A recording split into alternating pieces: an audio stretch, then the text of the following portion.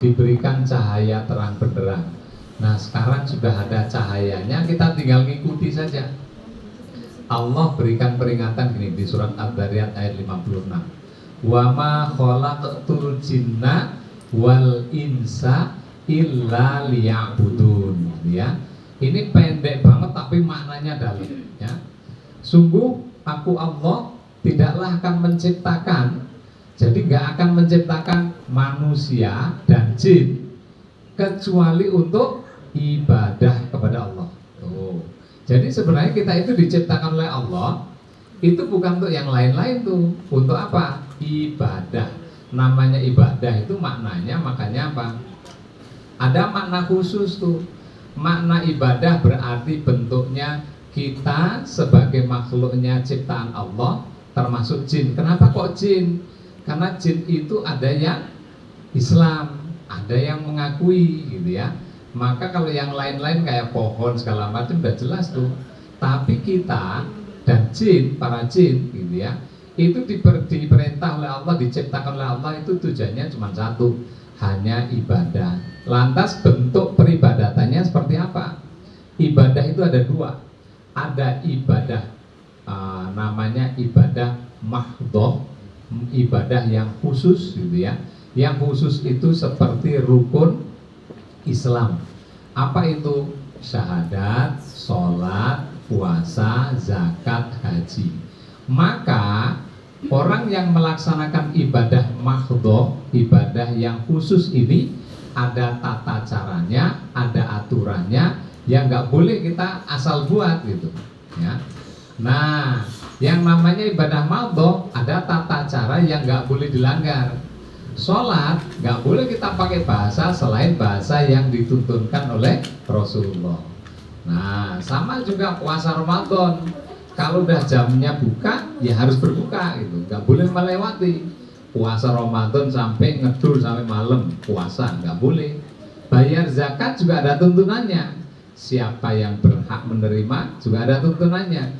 Makanya orang bayar zakat begitu sudah sholat Aid baru bayar, statusnya bukan zakat gitu. Jadi ada aturan main. Itulah namanya ibadah mahdhah. Makanya kalau para alim ulama menyampaikan ibadah mahdhah itu nggak boleh diutik-utik itu. Makanya kalau ada yang utik-utik ngurangi menambah namanya bid'ah. Nah, bid'ah itu berarti nggak ada contoh dari Rasulullah tuh. Sholat misalnya, oh karena dilihat orang lain sholat duhurku jadi 6 rakaat, nggak boleh gitu ya. Nah, kalau sampai melebihkan itu sudah salah kaprah. Maka dalam bab ibadah mahdhah kita nggak boleh buat aturan sendiri. Yang kedua ada ibadah namanya ghairu mahdhah. Ghairu mahdhah itu ibadah yang umum sifatnya, seperti contohnya muamalah, bab kehidupan, cara cari rezeki, cara kita bersosial gitu ya, cara mencari rezeki. Boleh nggak Pak kongsian, kita kerjasama sama yang seiman maupun nggak seiman, boleh.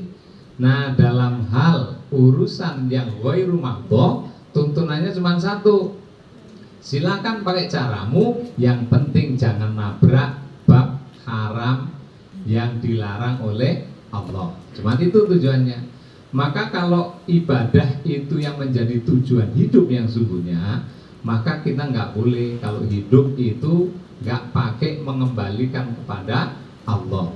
Makanya dikasih contoh. Contohnya siapa? Rasulullah. Rasulullah jadikan contoh karena beliaunya adalah manusia yang kita gampang nyontoh, bukan Superman, bukan Batman ya. Kalau Superman, Batman nanti sempaknya di luar semua itu, karena yang dicontoh orang nggak jelas gitu ya. Rasulullah memberikan contoh luar biasa. Maka kita karena ada contoh inilah yang sekarang kita tinggal memaknai. Oh mulai hidup dari bangun tidur sampai tidur lagi, ternyata yang namanya tujuan ibadah cuma satu tuh, semua harus dikembalikan sama Allah.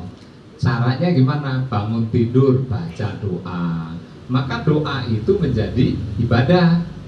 Saya mau makan, makan itu bisa jadi ibadah tuh kalau pakai baca basmalah, minimalnya itu. Maka kalau apa-apa itu jadi ibadah, jadi sebuah amalan, ya.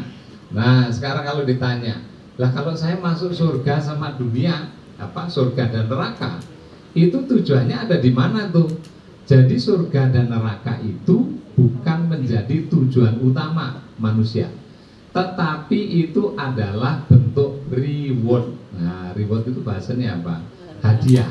Nah, orang yang mau mendapatkannya ke sana, masuk surga, gitu ya, maka hadiah itu diberikan kepada orang siapa? Kepada orang-orang yang bertakwa. Itu satu. Kalau di Al-Quran disebut orang yang mau masuk surga itu syaratnya apa sih? Syaratnya adalah mendapat rahmat dari Allah. Jadi bukan yang lain-lain tuh. Terus kenapa harus ibadah? Itu kita harus banyak amal, gitu ya. Amal itu nanti memberikan tingkatan seberapa tinggi derajat kita berada di surga. Makanya banyak orang yang menganggap aku nggak usah beramal wis, tapi termasuk surga. Boleh, cuman surganya neng di neng pinggiran apa di mana gitu, ya. Nah, kalau di dalil, ya, dalam dalil kita bisa membahasnya begini. Pertama, kenapa kok kita itu mengatakan Allah itu ibadah itu menjadi tujuan hidup? Karena kalau kita sholat, gitu ya, jenengan membaca di Al-Fatihah, iyyaka na'budu wa iyyaka nasta'in, gitu ya. Iyyaka na'budu, hanya kepada Engkau ya Allah aku menyembah. Jadi sesembahan kita itu siapa? Allah. Jadi kita kembalikan tuh, oh Allah yang menciptakan, maka saya harus menyembah Allah. Itu nomor satu. Wa iyyaka nasta'in, dan hanya kepadamu lah ya Allah kami mohon pertolongan. Maka kalau kita lagi ada kesulitan, minta tolongnya sama siapa? Sama Allah. Kalau minta tolongnya sama yang selain Allah, itulah syirik. Maka nanti akan melenceng tuh akidah kita. Nah, terus ultimatumnya Allah gimana? Nanti ditimbang tuh antara bab keimanan ada melenceng apa enggak gitu. Maka ada timbangan nanti. Maka yang paling bagus setiap orang itu benerin yang namanya syahadahnya. Jadi kalau kita sholat, setiap saat kita baca syahadah berapa kali itu, Bu, Pak? Hah? Berapa kali? Coba hitung. Berapa kali? Waktu baca syahadah itu pada saat kapan? At-tahiyat. At-tahiyat itu berarti berapa kali? Subuh berapa kali? Subuh 1, ya. Habis itu duhur 2, asar 2, maghrib, isya, total berapa?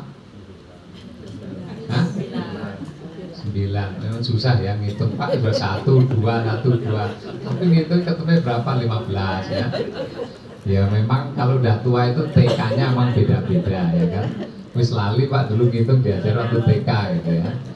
Nah, 9 kali itu minimal. Maka kenapa sih orang yang melaksanakan sholat itu bisa menghapus dosa? Jadi cara menghapus dosa kita itu ada 5, Bu, Pak.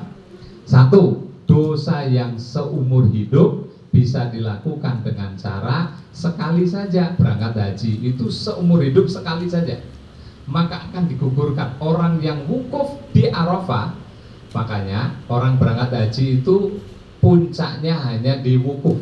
Maka 5 menit saja orang yang sakit itu di rumah sakit itu semua dikeluarin tuh, dibawa ke Arafah waktu bulan haji. Makanya orang yang haji itu, kenapa orang-orang yang di rumah sakit niatnya dari rumah haji, tiba-tiba qadarullah kena sakit, maka nanti di rumah sakit itu walaupun diinfus wing semua dibawa tuh, ya, pakai ambulan. Nah, kenapa? Walaupun hanya 5 menit dengerin khutbah selesai balik lagi tuh, dibawa ke rumah sakit lagi. Kenapa? Karena wukuf itu adalah haji, ya. Jadi kalau ditanya haji itu apa? Haji itu wukuf di Arafah. Kalau tidak melaksanakan wukuf, maka bukan haji, ya. Ada orang yang kemarin berangkat taunya dicegat sana cegat sini, berarti nggak nyampe wukuf, maka belum haji itu. Tapi orang menganggap wis haji, aku wis berangkat, nyampe Jeddah pulang meneh gitu judulnya ya. Tapi belum, maka wukuf itu tanggalnya udah ditetapin, hanya tanggal 9 saja gitu ya. Maka itu sekali seumur hidup, wajibnya hanya sekali saja. Pak, kalau bisa ulang-ulang, alhamdulillah. Tapi penggugur dosanya sekali. Yang kedua, yang setiap tahun sekali bisa dilakukan adalah waktu puasa Ramadan. Makanya kalau puasa Ramadan, orang-orang bisa menggugurkan dosa-dosa dengan melaksanakan ibadah puasa. Pak, tapi saya nggak bisa puasa karena kalau wanita ada halangan, ya, yang melahirkan, punya anak hamil, dikasih keringanan tuh, rukhsah, boleh, walaupun tidak berpuasa, bayar fidyah itu statusnya sama seperti seakan-akan orang berpuasa, maka boleh gugur juga tuh. Niatannya yang dibenerin. Makanya kalau saya punya hutang, saya bayar tahun depan, bulan depan, nggak harus di bulan Ramadan. Begitu membayar, maka juga menggugurkan walaupun tidak pas bulan Ramadan. Ya, itu yang setahun sekali. Yang seminggu sekali dikasih sama Allah jalannya. Ngapain? Waktu hari Jumat. Makanya kalau pas Jumatan, bapak-bapak dikasih jalan tuh. Lah ibu-ibunya ngapain kalau Jumatan? Kalau Jumatan ibu-ibunya sama, yang suaminya ke masjid, ibu-ibunya sholat duhur di rumah, itu sama pahalanya dengan niat memohon ampun, banyak perbanyak sholawat, itu sudah sama tuh penggugur ya. Yang berikutnya itu yang seminggu sekali. Sekarang yang setiap hari ngapain? Melaksanakan sholat. Antara sholat satu dengan sholat berikutnya itu juga penggugur dosa. Rasulullah pernah ditanya sama para sahabat, ya Rasulullah, kenapa kami harus sholat gitu ya? Kemudian apa manfaatnya sholat itu? Sahabat bertanya begitu, Rasulullah nanya, wahai sahabat, kalau depan rumahmu ada sungai yang mengalir, kemudian setiap 5 kali kamu mandi di depan sungai itu, pertanyaannya, apakah masih ada daki di badanmu? Itu pertanyaan Rasulullah. Terus para sahabat menjawab, tentu tidak ya Rasul, bersih nih badan saya pasti. Itulah hakikatnya sholat. Maka sholat yang satu dengan satunya itu menggugurkan dosa-dosa kita. Tuh.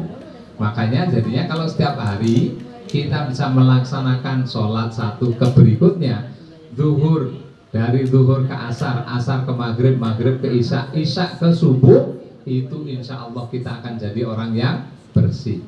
Yang setiap saat kita juga bisa gugurkan dosa dengan cara zikrullah. Nah, zikir pada Allah yang paling bagus apa? Salah satunya adalah zikir tentang sholawat ya. Sholawat pada Rasulullah bacaannya sederhana, Allahumma sholli ala Muhammad. Itu membenarkan bab syahadat. Tuh. Jadi syiriknya hilang lagi. Lu kok bisa? Padahal cuma sholawat. Maka sholawat ini ternyata maknanya dalam banget.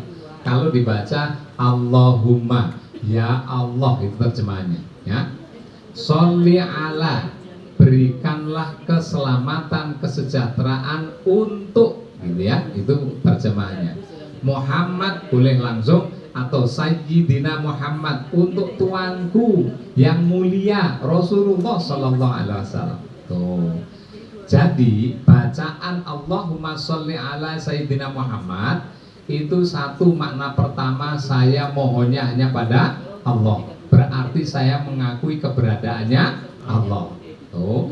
Jadi syahadah pertama. Yang kedua, sholli ala Muhammad, berikan kesejahteraan untuk siapa? Untuk Nabi Muhammad. Maka saya memohon pada Allah untuk memberikan kesejahteraan, keselamatan pada Rasulullah.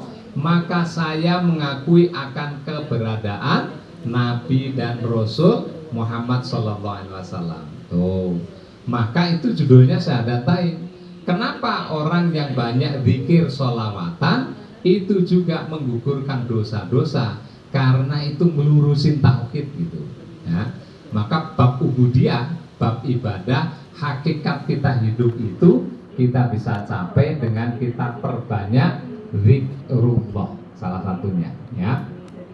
Nah kemudian kalau di dalam Al-Quran ya, kalau di Al-Quran ayat 21 Al-Baqarah, nah, nanti kalau mau dicek di Al-Baqarah ayat 21, Allah itu berikan perintah begini, ya ayuhan nas subudu rabbakumul ladzi khalaqakum walladzina min qablikum la'allakum tattaqun. Hai manusia, sembahlah Tuhanmu yang telah menciptakanmu. Jadi kita itu harus mengakui yang nyiptain siapa? Allah. Kalau Allah, maka kita suruh nyembahnya cuma sama Allah, jangan yang lain-lain.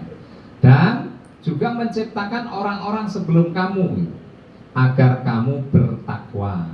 Itu di Al-Baqarah ayat 21. Nah kemudian kalau di An-Naziat ayat 24, Allah berikan penegasan lagi. Ini banyak orang-orang kafir yang tidak mau beriman pada Allah ketika Rasulullah itu berdakwah. Maka Allah menegaskan, faqala ana rabbukumul a'la. Katakanlah wahai Muhammad, aku ini Tuhanmu yang paling tinggi. Jadi nggak ada Tuhan yang lain gitu.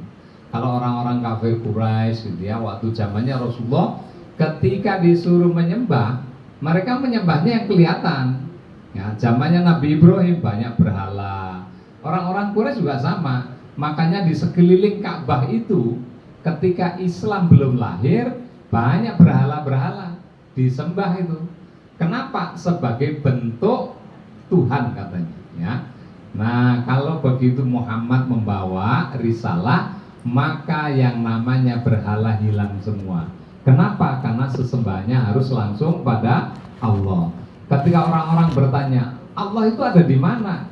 Gak kelihatan, tapi sesungguhnya ada. Buktinya apa? Zamannya ketika orang-orang Quraisy waktu pada melaut gitu ya, berhijrah kemudian di tengah lautan gitu ya, kemudian muncul badai. Ketika muncul badai, yang diingat siapa kira-kira? Kalau pas muncul badai di tengah lautan ya, ada badai, ada ombak tinggi, kira-kira siapa yang diingat? Itu orang kafir juga sama tuh, ngingetnya siapa? Allah itu, nyebut mengingat Allah.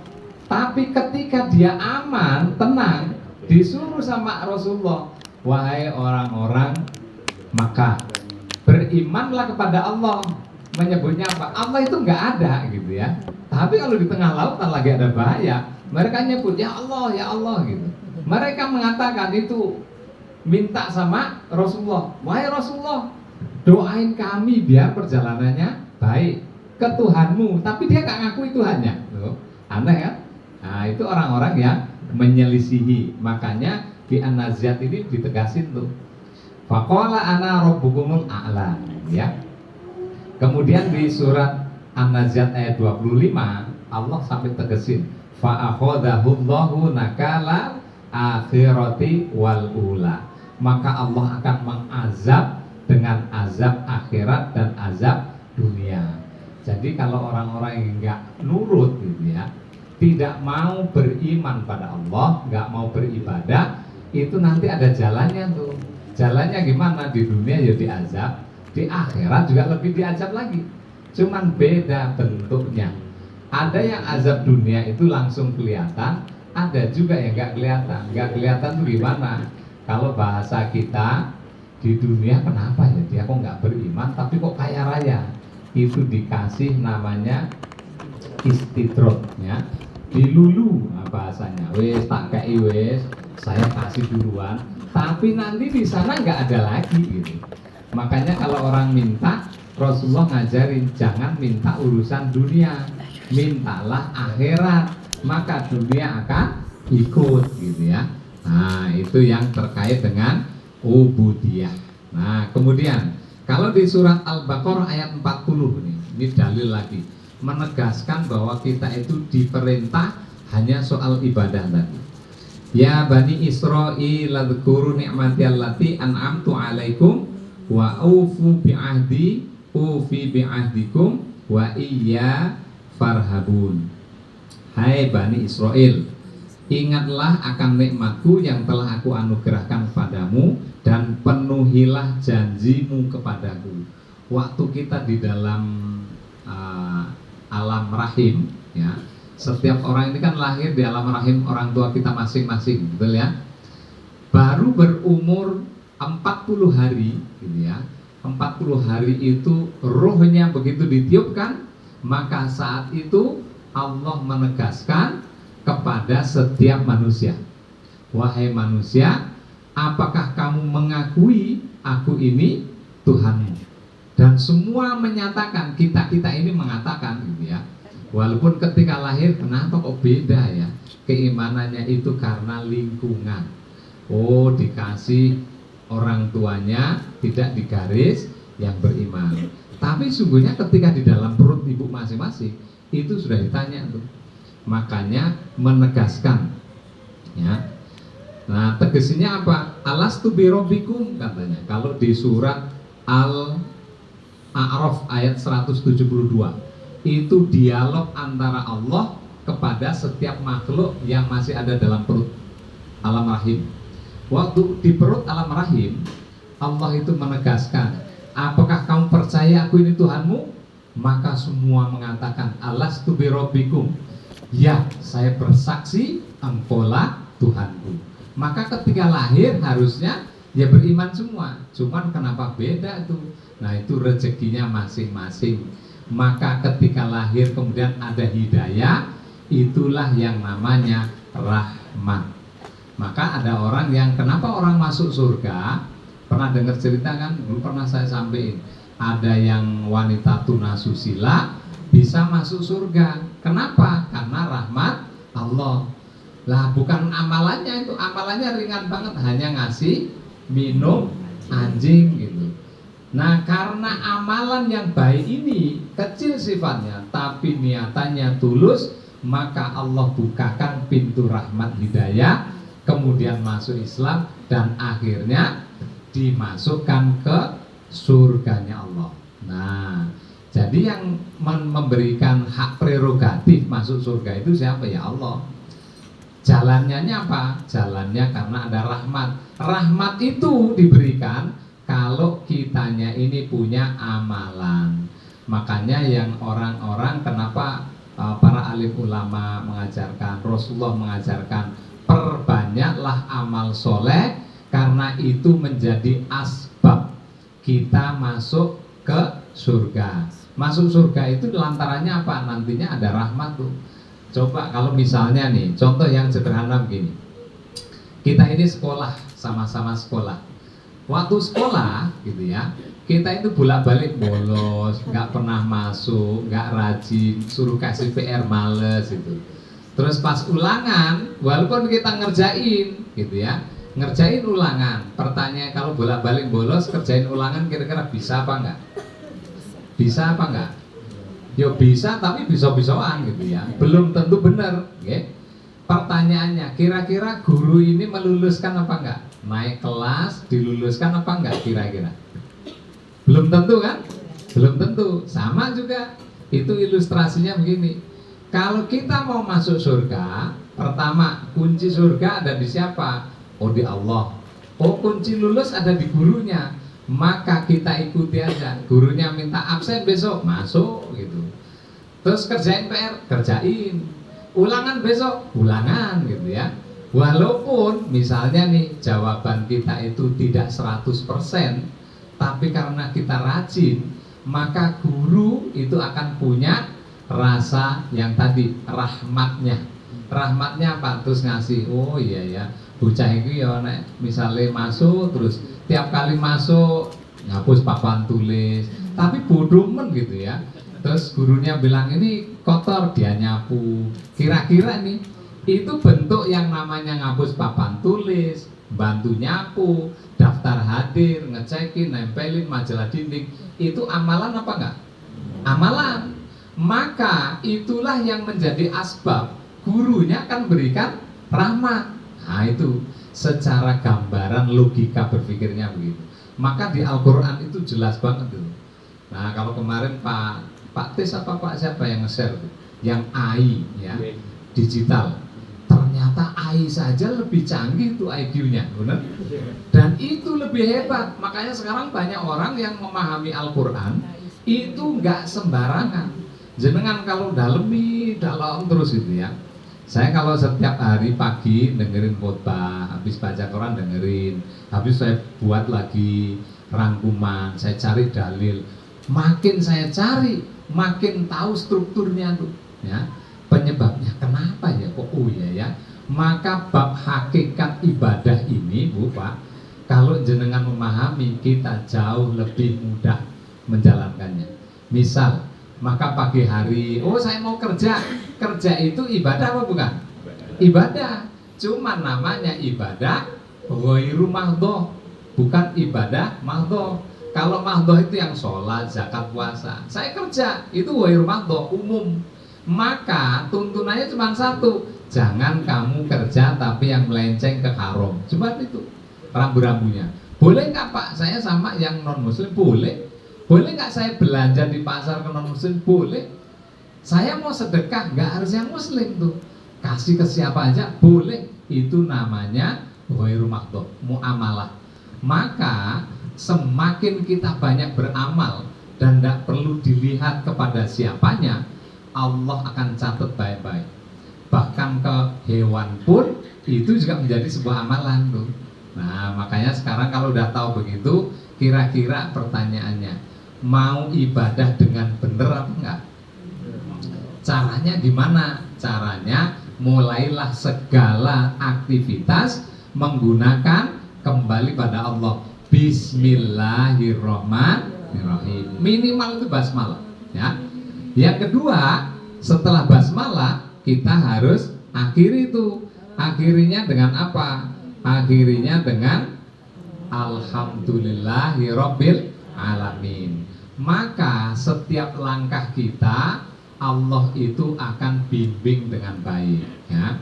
Makanya Rasulullah itu contohnya luar biasa tuh, dikasih contoh yang sederhana. Rasulullah itu ngajarin mulai dari bangun tidur lagi, itu isinya doa tok gitu. Makanya kalau dibilang Islam itu kenapa jadi tertib, karena banyak doa. Ngapa-ngapa doa, dikit-dikit doa. Kira-kira bener nggak? Ya, jadi kan kalau kita mau pakai baju doa, terus ngaca doa. Cuman karena kita itu lupa ngaca, ya kan? Nah, bener nggak kira-kira?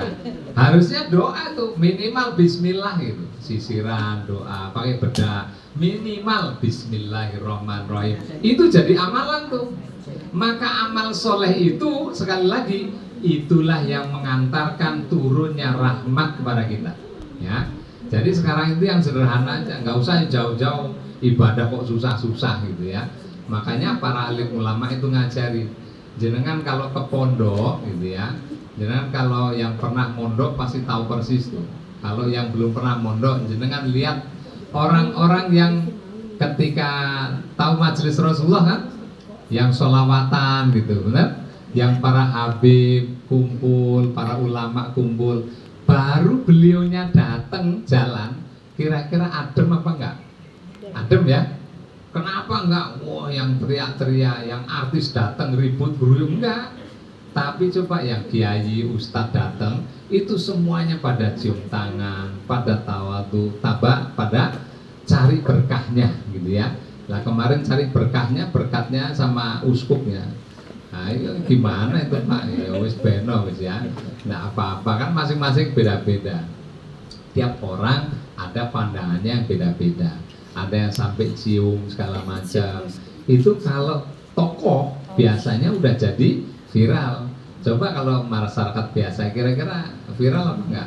Ya enggak, karena menjadi trendsetter. Kalau menjadi pusat perhatian maka harus lebih hati-hati. Yang kedua sekarang, ini bab zikir. Bab zikir ini juga nanti akan mengantarkan kepada rahmat.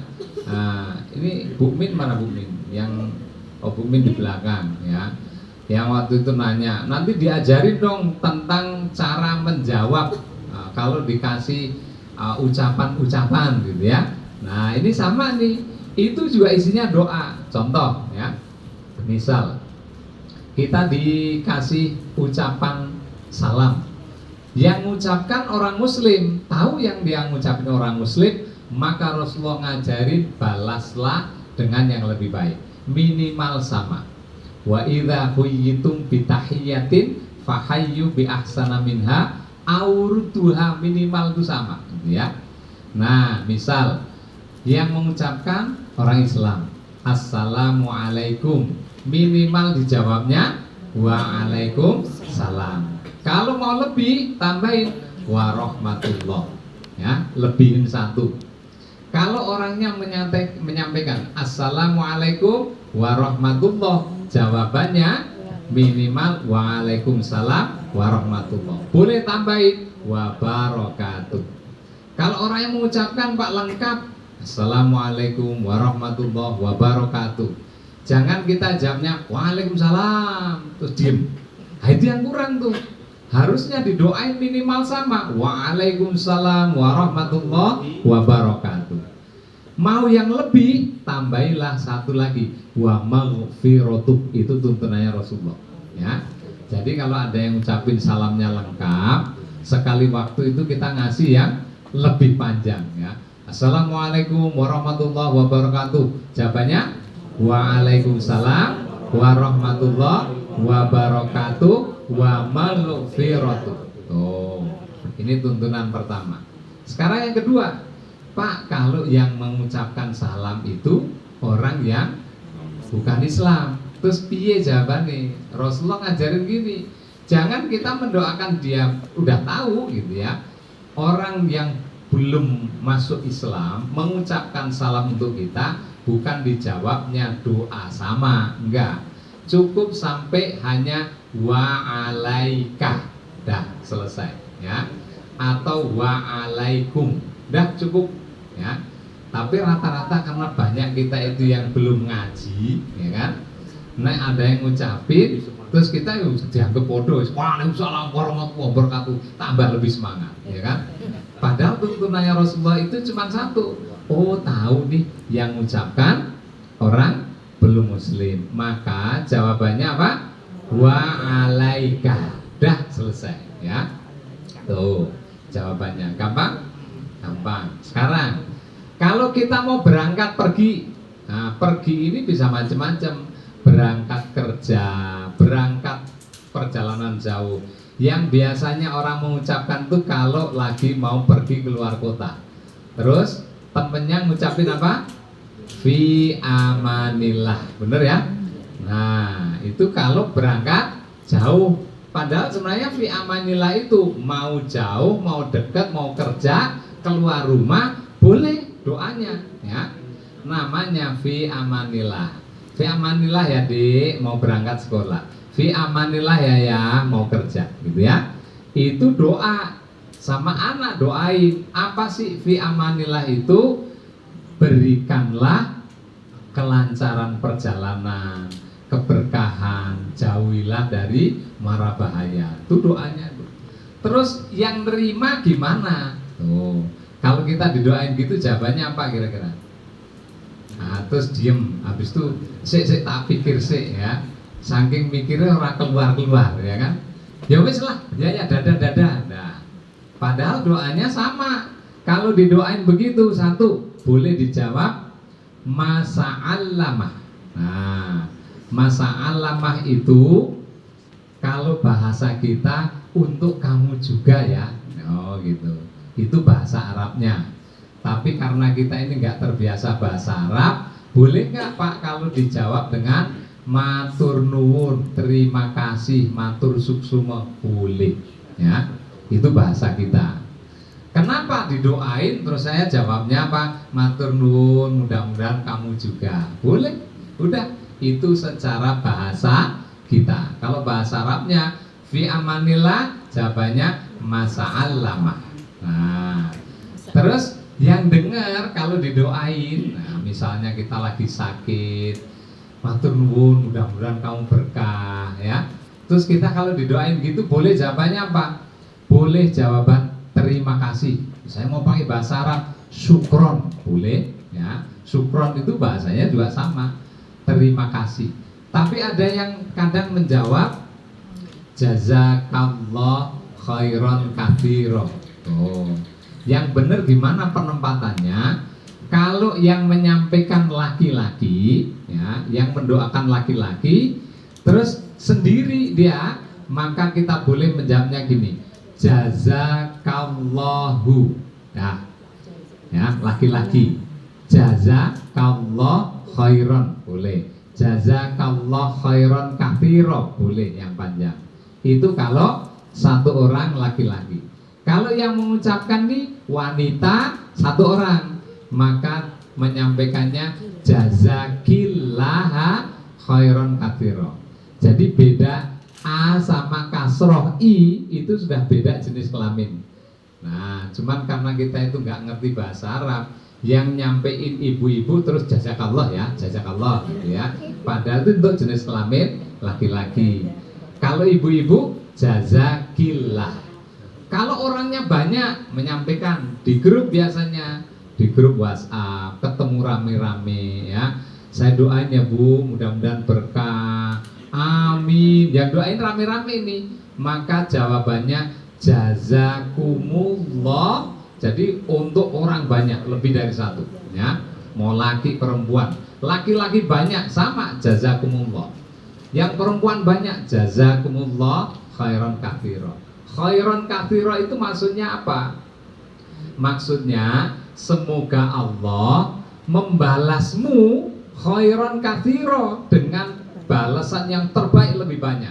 Oh, itu secara bahasa Indonesianya. Nah, kira-kira udah paham apa belum sekarang? Jadi kalau besok ada yang bilang, Pak, mudah-mudahan sehat, G. Jawabannya apa? G. Kalau yang laki-laki jawabannya apa? Jazakallah. Jazakallah khairan katsira, boleh ya. Kalau yang menyampaikan ini ibu, berarti jawabannya apa? Jazakillah ya. Nah, jazakillah khairan katsira ibu, gitu ya. Kalau ibu-ibu boleh Pak pakai ukhti. Kalau ibu, ya kan?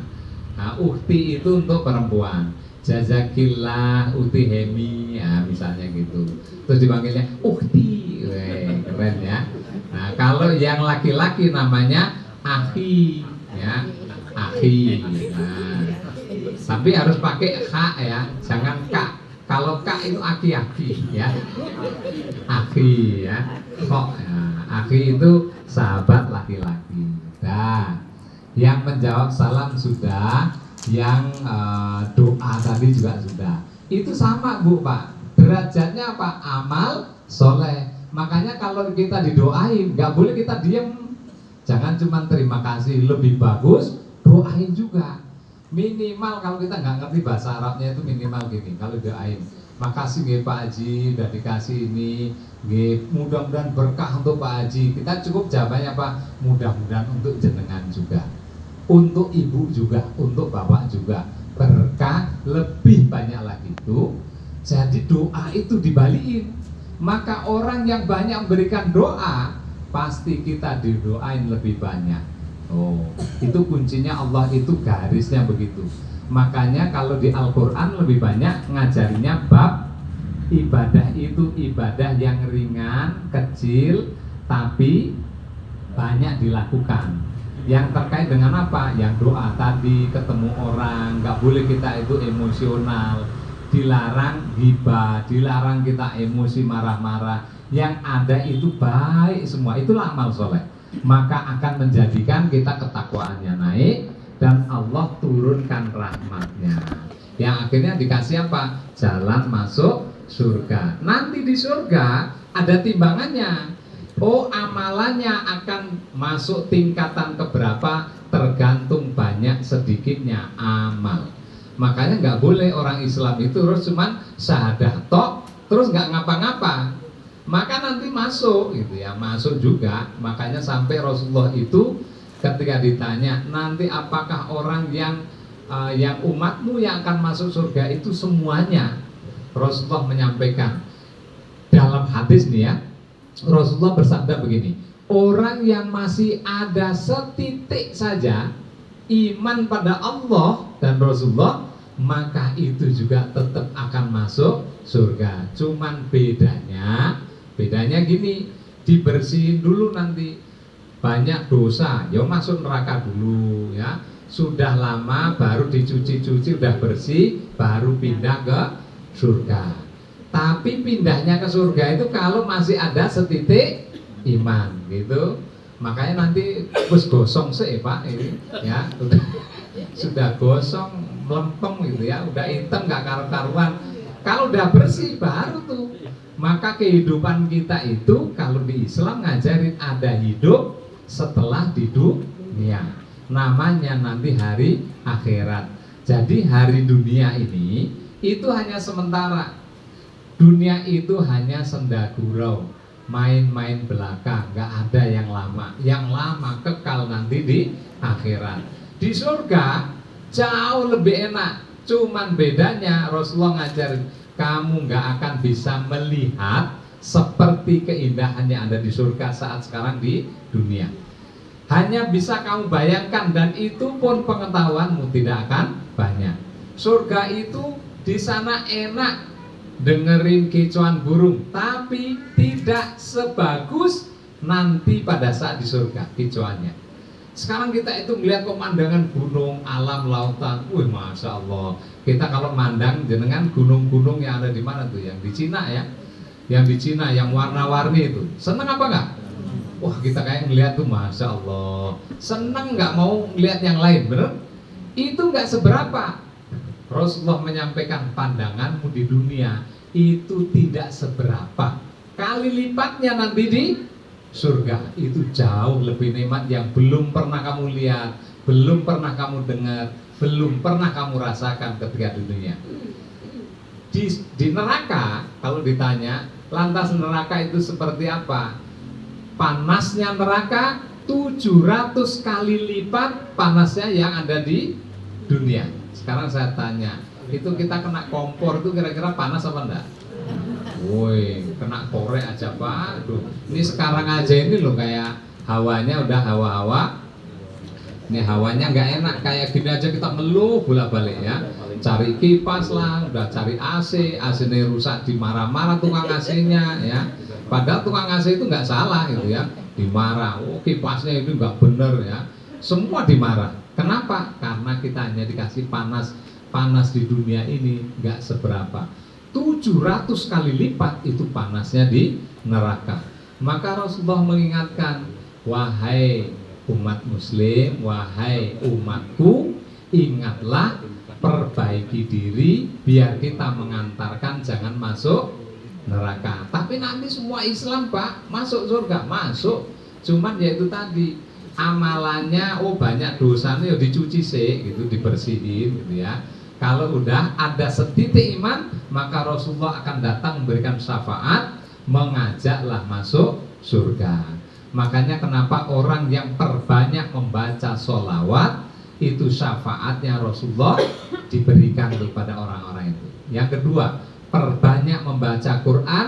Setiap huruf Quran ini akan menyampaikan sama Allah, memberi syafaat juga.